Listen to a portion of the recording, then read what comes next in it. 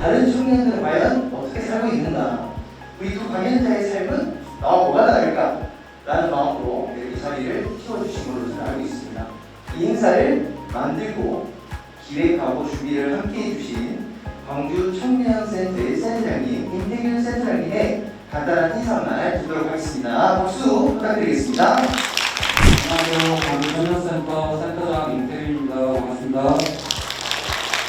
청년센터는 청년들의 사회 진입과 참여 연결을 지원하고자 여러 가지 사업을 진행하고 있습니다. 그러면 그 각자의 자리에서 스스로 원하는 것들을 이루면서 새로운 직업군을 개척해 나가는 사람들을 광주 청년들에게 소개하고 그들이 자신의 꿈을 이루기 위해서 어떤 노력을 하고 어떻게 이루었는지 알아보는 자리를 만들어봤습니다. 그들의 인생 경험을 듣고 체험해보고 내가 하고 싶었던 꿈을 다시 한번 생각해보는 자리가 되었으면 좋겠습니다. 기다리셨던 강연자분들 한번 모셔볼 텐데요. 우리 여행 작가 안신혜님을 무대로 모셔보도록 하겠습니다. 큰 박수 부탁드리겠습니다. 안녕하세요. 여행작가 안신혜입니다. 저의 20대 시절을 불태운 정말 열정적이었던 여행자 안신혜의 이야기를 들려드릴 텐데요. 이제 유럽 여행에서는 한 달 동안 한 40만 원 정도밖에 안 썼거든요. 커뮤니티도 이용하면서 굉장히 악착같이 여행을 했어요. 그래서 다들 물어보더라고요. 왜 이렇게까지 힘든 여행을 왜 해? 저희 어머니께서 저를 임신하고 계셨을 때 이제 아버지께서 도망을 치신 일이 있었는데 초등학교, 중학교 내내 놀림을 받으면서 자란 거예요. 얘는 교복이 왜 이렇게 낡았어? 이런 말을 하는 거에 너무 상처를 받게 되고 친구들이 어느 순간 저보고 불쌍한 아이라고 말하는데 제가 너무 이제 큰 충격을 먹고 팍팍한 인생을 살 텐데 그 중에 딱 1년만큼은 내가 해보고 싶은 걸 해도 되지 않을까? 내가 좋아하는 뭐든 매달려보자, 던져보자, 그리고 다시 돌아오는 거야. 돈을 들이고 나니까 남은 돈이 350만 원인 거예요. 너무 적잖아요. 어떻게 해서든 오래 버티는 거야 라는 마음으로 여행을 떠나게 됩니다. 힘들었어요. 왜냐면 날도 더웠고 이거 놀랍게도 제가 머물던 숙소들 사진인데요. 이런 더러움까지 겪었어야 됐었고 그러다 보니까 저도 내심 불안한 거예요. 나는 괜히 이렇게 1년의 시간을 썼나? 그래서 이 사람들한테 꿈을 물어보게 됐죠. 처음에는 제 여행기를 그냥 사실 아무 생각 없이 공유는 하고 있었거든요. 페이스북에. 이 SNS에 올리기 시작하면서 각각 여행 카페들에다가 제 글을 막 뿌리기 시작했어요. 밤마다.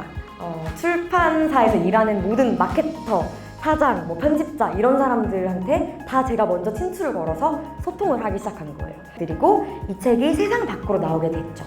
제가 기사를 켰을 때 한 기사당 최소 댓글이 1000개씩은 달리는데 정말 입에 담을 수 없는 욕, 나쁜 단어, 막 흑형, 백형 이런 단어 쓰면서 온갖 성희롱들이 난무하는 걸 이제 가족들한테도 보내더라고요. 점점 또 기가 죽어갔죠. 꿈은 내가 이루는 것에서 끝이 나는 게 아니라 그 꿈을 다른 이와 공유했을 때 내 꿈이 또 다른 누군가의 꿈이 될 것이다. 모든 사람들이 다 못할 거야 라고 그 말하는 과정 속에서 나는 못할 거야 라고 생각하면 하지 않았고 그냥 일단은 그냥 하면 된다, 버티면 된다, 존버 정신만이 승리한다 이 마음을 버텼던 것 같아요. 그래서 사실 정말 정신적으로 힘든 일이 많았어요. 근데 그때마다 이 순간에 다졌던 마음가짐들을 자꾸 떠올리게 되더라고요.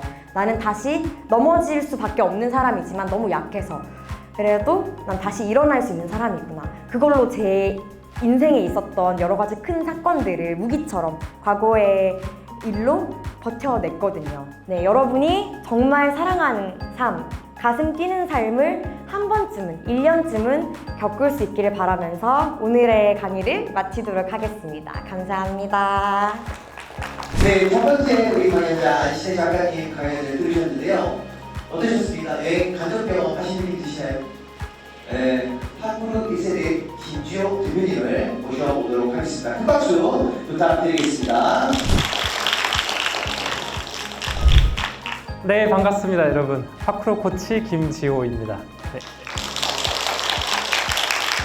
제 강연은 사실 제 스토리도 있지만은 여러분이 알고 계시는 파크로 혹은 모르더라도 가려진 진실들을 전달하는 시간을 만들고자 제가 이 강연을 준비하게 됐습니다. 저는 요 메타포를 참 좋아하는데요. 김지호라는 사람도 김지호라는 어떤 본명이 이 세상에 태어나기 전이나 후에도 영원히 있는 것이 아니라 파쿠르도 사실 똑같았습니다. 장애물, 즉 주변 환경과 그리고 나의 몸, 움직임, 그리고 나의 생각과 사고에 의해서 계속 새롭게 호흡하고 변화하고 있는 포스트 모더니즘한 움직임의 세계였던 거죠. 노란 선은 익숙할 거예요, 여러분. 정해진 길이죠. 도시가 말하는 대로. 하지만 초록선은 파쿠르 하는 사람들이 꿈꾸고 상상하는 길입니다. 원래 지루했던 사물과 당연했던 모든 것들이 꿈꿀 수 있는, 상상할 수 있는 놀이터로 전환이 됐죠. 헬렌 켈러는 이런 말을 했습니다. 안전은 환상이다. 우리가 살고 있는 이 세계는 위험의 연속입니다. 여러분이 안전하다고 생각해왔던 것들은 이미 익숙해진 위험이에요. 너무나도 익숙해진 위험이라 안전하다고 느껴질 뿐이죠.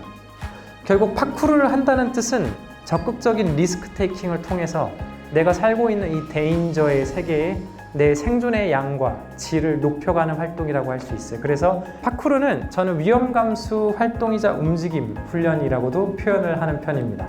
기존의 우리 스포츠 모델에서는 어떤 한 기준으로 1등, 2등, 3등 그리고 나머지는 배제되죠. 하지만 파쿠르의 자유로운 움직임에서는 어떤 하나의 기준을 잡기 어려웠습니다. 서로가 각자 잘하는 것을 나누고 공유하고 함께 성장하는 길을 선택했습니다.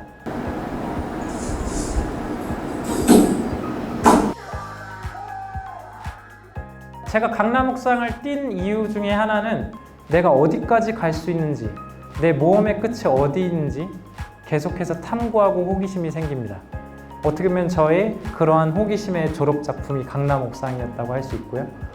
제 강연은 여기까지 이것으로 마치겠습니다. 수고하셨습니다. 살아가시면서 여행하시면서 가장 귀하거나 값졌다라고 생각하시는 경험이 따로 있으신지? 여행을 하면 정말 우리가 평소에 만날 수 없는 사람들을 만나게 되잖아요. 그곳에서 만나는 여행자들이나 그곳에 사는 사람들이 그냥 두 번 다시는 안 만날 사람이라고 생각하니까 되려 제 거짓말쟁이였던 저의 모습 대신에 제가 제 자신을 솔직하게 말하고 있더라고요. 이 여행지에서 나 자신을 다 떼어놓고 여행자로서만 존재할 수 있는 거는 그 자신을 털어놓기 위해 가장 어쩌면 좋은 기회라고 생각을 하거든요. 내가 솔직해질 수 있었던 거. 그게 가장 큰 좀 제 자신을 위해서는 큰 위로가 되지 않았나 생각을 합니다. 별거 아니구나. 우선 저는 어렸을 때부터 바르고 관습적이고 그런 게 올바르다고 생각하면서 살았었는데 액티브하게 사고를 좀 변화하고 싶거든요. 유연하게.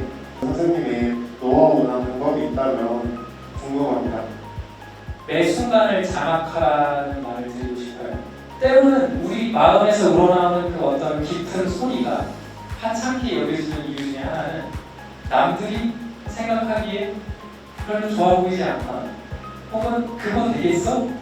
라는 고가 아닌 스탑의 메시지를 계속 주변에서 듣기 때문이고 혹은 그 전체적인 구조와 시스템 안에 아주 작은 개인으로서 존재하기 때문이죠. 예, 그래서 자기 일상에 이미 자기 자신이 갈 수 있는 어떤 자신의 길이 이미 주어져 있습니다. 우리 강연자 두 분과 우리 주분분들 끝까지 들어주셔서 고생하셨고 무대 위에 오셔가지고 다 같이 사진 한 장만 찍으면 마무리 될 것 같습니다. 나와주시면 감사하겠습니다.